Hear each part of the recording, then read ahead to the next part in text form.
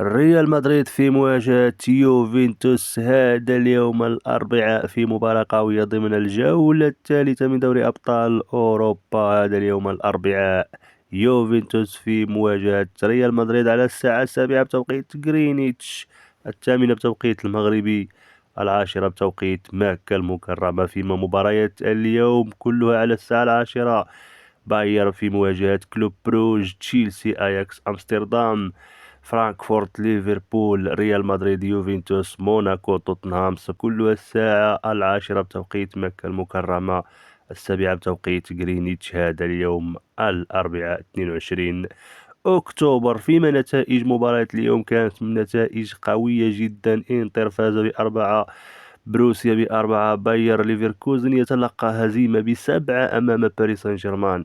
فيما فيا ريال تلقى الهزيمة أمام مانشستر سيتي، وأرسنال يكتسح أتلتيكو مدريد ب4، نيوكاسل يفوز على بنفيكا ب3 أهداف.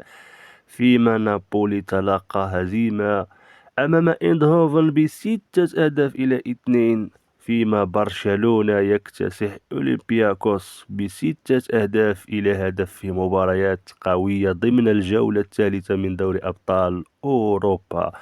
فيما هذا اليوم تنتظرنا مباريات قوية قوية قوية قوية ضمن المنافسة دوري أبطال أوروبا الجولة الثالثة. وأقوى مباريات اليوم: ريال مدريد يوفنتوس على الساعة 10 بتوقيت مكة المكرمة، موناكو توتنهام، ليفربول فرانكفورت، تشيلسي أياكس أمستردام، باير كلوب بروج. هذه 4 مباريات قوية هذا اليوم، وفرجة ممتعة لعشاق كرة القدم. والسلام عليكم ورحمة الله تعالى وبركاته، وإلى اللقاء.